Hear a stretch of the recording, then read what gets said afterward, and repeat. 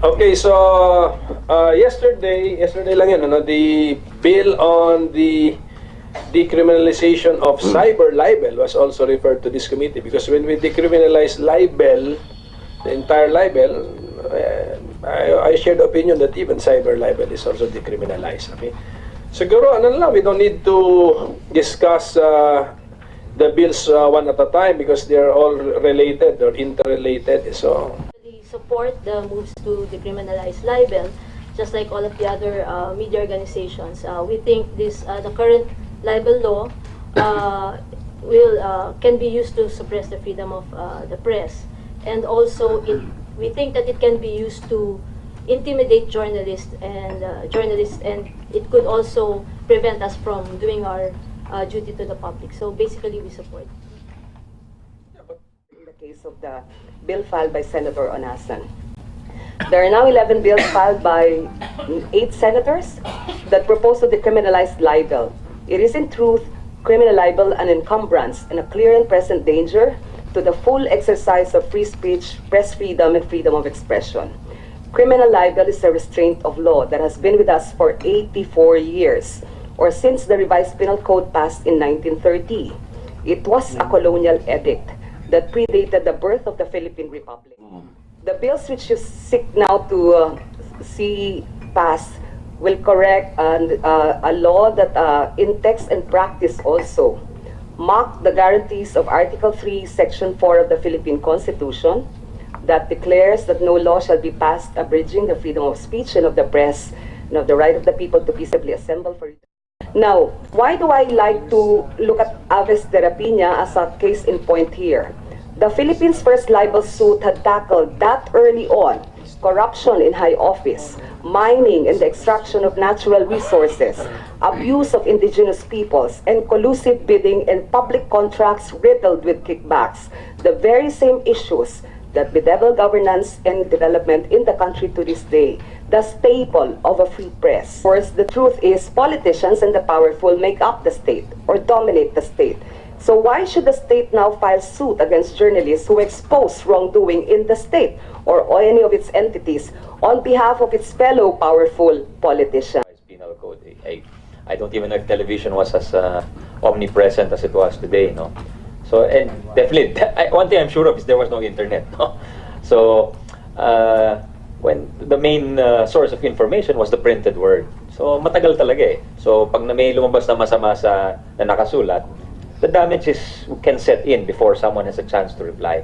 But now, it's almost instantaneous, it's instant reply. So, I think we have to re-examine our laws in light of these technological developments. And then, ako, I'm open to whether we want, let's have a very freewheeling discussion. My bill is it's still under the revised penal code, but it would remove the imprisonment. At ito po yung maliliit na journalist, the small papers who do or which do not have resources to protect themselves. Ngayon, if you take a look at the media landscape in the provinces, mas different po sa Metro Manila. I'm talking about the resources. While the big papers in Metro Manila, even bigger organizations, can actually protect their journalists because they have money and resources, the ones, as Malu cited, yung kay Adonis po, talagang wala. He might just be one person, but there will be a lot and lots of cases more na talagang they are deterred from really practicing their function and duties. So time na medyo cliche na po yung binabanggit natin na it's a chilling effect, because there is really a chilling We effect. believe there is always recourse for those offended by attacks to their dignity. There are many mechanisms of redress available to every Juan and Juana de la Cruz in whatever medium, especially even on the internet. And since mainstream media is also already online, it has likewise brought its rigid codes of ethics online. Don't discount even the bloggers and ordinary netizens. Their capacity to police their ranks and call out those who have erred are like democratic tribunals online. But we do not lack laws that punish crimes, either whether committed in the real world or using the internet, like bullying, trafficking, etc. But so we believe that passing a law infringing on the freedom of speech and freedom of expression is not only hardly the solution, it is even against the Constitution. Online libel will create a chilling effect not only to journalists, but even to ordinary people It will stifle legitimate criticism and dissent. It will stunt debate and dialogue. The problem with those who no longer want debate, dialogue, frank exchanges due to differing opinions, well, we are not the third most dangerous country for journalists for nothing. The kapisanan ng mga broadcasters sa Pilipinas fully support the decriminalization of libel. We noticed in some versions that there was no repeal of the articles pertaining to slander. They were skipped. We support the version of Senator Alan Cayetano, which repeals from Article 353 all the way to Article 362. It is our position that libel, criminal libel, is an anathema to democracy, and it is for that reason that we also do not support the versions that imposes a fine, deletes the imprisonment but retains the fine, because no matter how we look at it, the fine imposed under the revised penal code is a penalty, a criminal penalty. And retaining it under the concept of a fine would create certain procedural issues, such as, just to cite one, Your Honor, while imprisonment may be removed, considering that it is still a criminal act under the penal code, then the person might be put in jail for failing to file a bond, if it is so required. So there are procedural issues that go along with retaining fine as a means of quote-unquote penalizing libel. We of course believe that there are other remedies, such as cases for civil cases for damages or violation of the rights, or rather abuse of the right, if that may be so. There's a version filed by Senator Honasan, and while the KBP is an organization of broadcast journalists, we cannot support the requirement under the bill filed by Senator Honasan that there should be membership in a professional organization to exercise the profession. We believe that first, this constitutes prior restraint. Second, it violates the right of a person to join an organization of choice, and it just runs counter to the freedom of expression. There are some comments on why is it there's a conflict between it being decriminalized but still there's a penalty of a fine.